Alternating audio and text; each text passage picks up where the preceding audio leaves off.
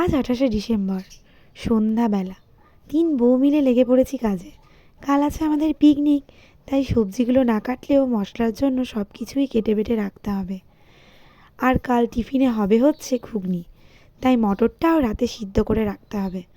আমাদের তো অত বড় প্রেশার কুকার নেই, তাই ৪-৫ বারে কাজটা কমপ্লিট করেছি। তারপর সব কিছু গুছিয়ে টুছিয়ে বাড়ি ফিরতে হয়ে গেছিলো আমাদের অনেক রাত, ওই প্রায় ১২টা মতো। গুড মর্নিং বন্ধুরা। সকালবেলায় রেডি হয়ে গিয়েছি পিকনিক যাবার উদ্দেশ্যে। আমার সাথে আমার বোন যাবে, তাই মা ওকে সকালবেলা এসে দিয়ে গিয়েছে। এখন মা বুড়িকে প্রণাম জানিয়ে বেরিয়ে পড়লাম। আমাদের পিকনিক স্পট হচ্ছে কঙ্কালীতলা।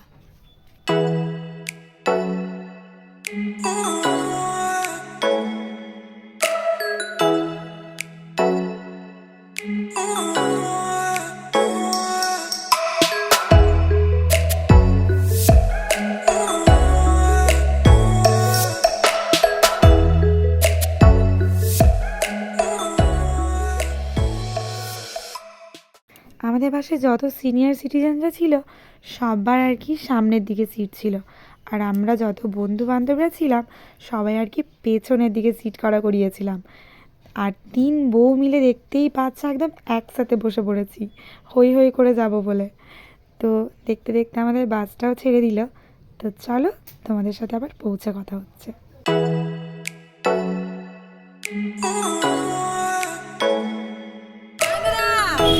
হাত দেখি দাও।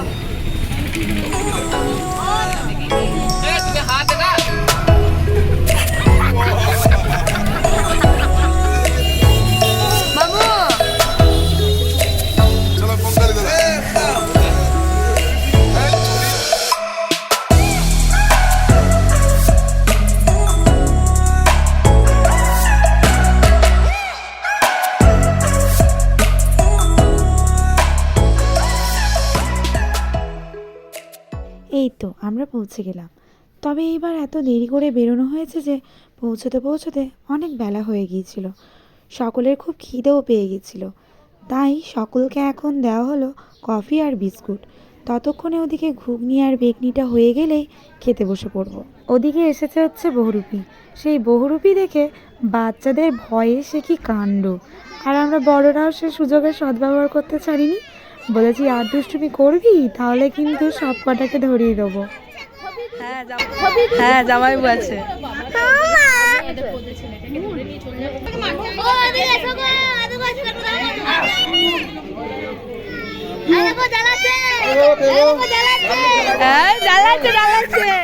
এই তো ঘুগনি একদম রেডি, আর সকলে মিলে খেতে বসে পড়েছি।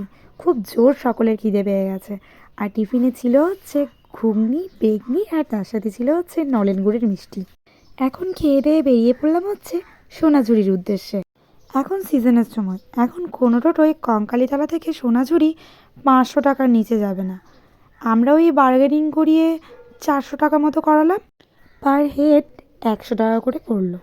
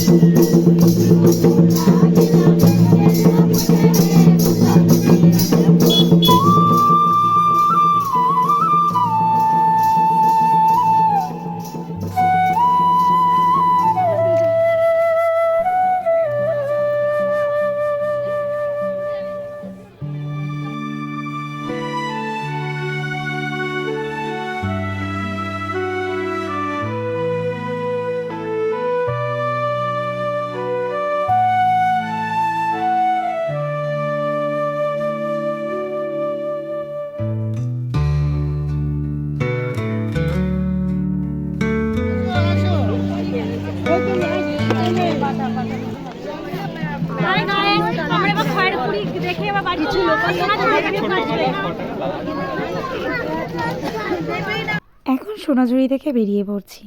হাতে দেখতে পাচ্ছ একগাছা চুড়ি। এই একগাছা চুড়ি আর আমার জন্য আর বোনের জন্য কিনেছি হচ্ছে দুখানা কানের, আর বাচ্চাদের জন্য ওই টুকটাক দুটো খেলনা। ব্যাস, ফেরার পথে কিন্তু আমাদের টোটো ভাড়া 500 টাকা করেই নিয়েছে।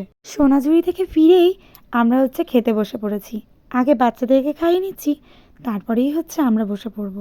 মেনুতে আছে হচ্ছে ফ্রাইড রাইস, আলুর দম, চিকেন কষা, আর যারা চিকেন খাবে না তাদের জন্য আছে হচ্ছে পনির, চাটনি, পাঁপড় আর নলেন গুড়ের মিষ্টি। এখন বাসে উঠে একটু রেডি হয়ে নিয়ে বেরিয়ে পড়েছি হচ্ছে মায়ের দর্শন করবার উদ্দেশ্যে।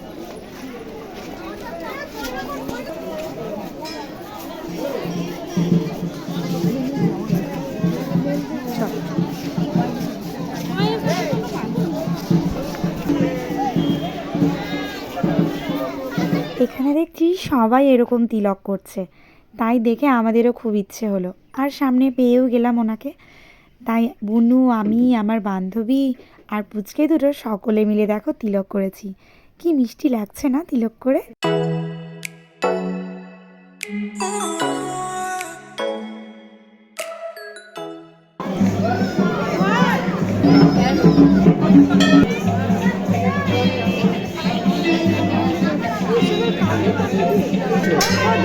মায়ের দর্শন মাত্রই যেন পরম শান্তি লাভ হয়।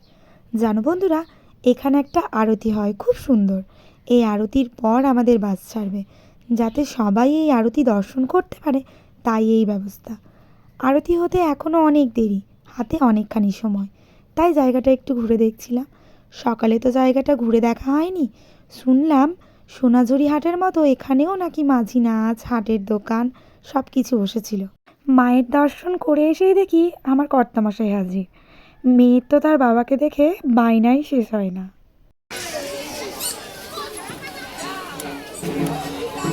বরমশাই এসে বলল আরতি হতে নাকি এখনো অনেক দেরি, তাই দেখো বাসে এসে সব বন্ধু বান্ধবরা মিলে গল্প লাগিয়েছি।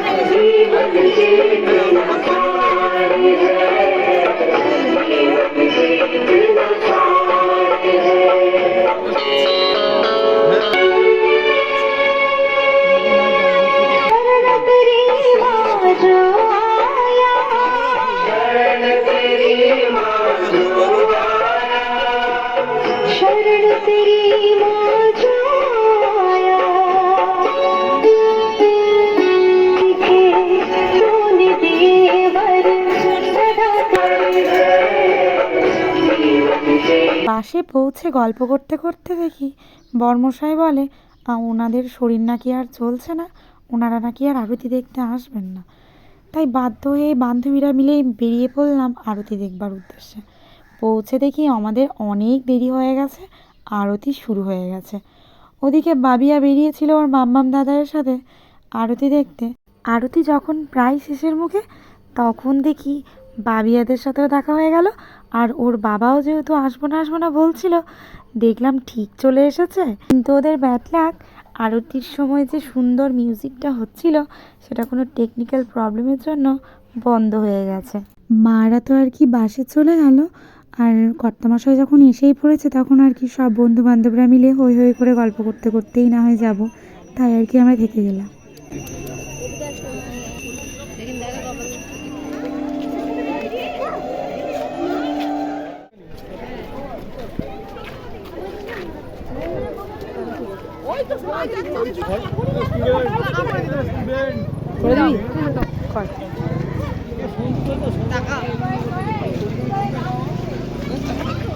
ছবি তুলি ভালো কথা, ভালো কথা।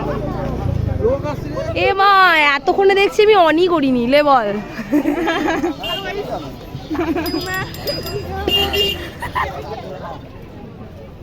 চলো চলো চলো।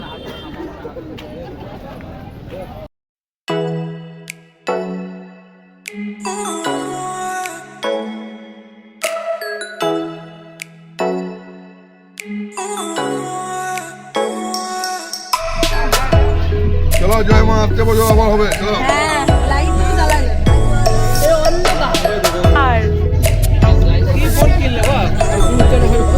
অন্ধকার লাইট জ্বালাতে হবে হবে মামু আমার সাথে ভালো হবে না বলো হাই গাইস আবার পরে বছর হবে আসতে পারছো আবার হবে।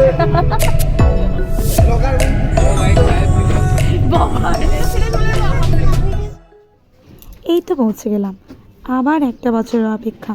বছরের এই একটা দিনই তো পিকনিক হয়, সবাই মিলে চড়ুই ভাতি করা হয়, খুব আনন্দ হয়। সবাই অপেক্ষা করে থাকি এই দিনটার জন্য। ওদিকে মাও চলে এসছে বোনকে নিতে, আর এদিকে বাবিয়া ওর বুবুনকে দেখে এমন জোরে গিয়েছে ধরতে, এদিকে মা পড়তে পড়তে বেঁচেছে। তো চলো বন্ধুরা, আজকের ব্লগটা এখানেই শেষ করবো, দেখা হচ্ছে অন্য কোনো ব্লগে।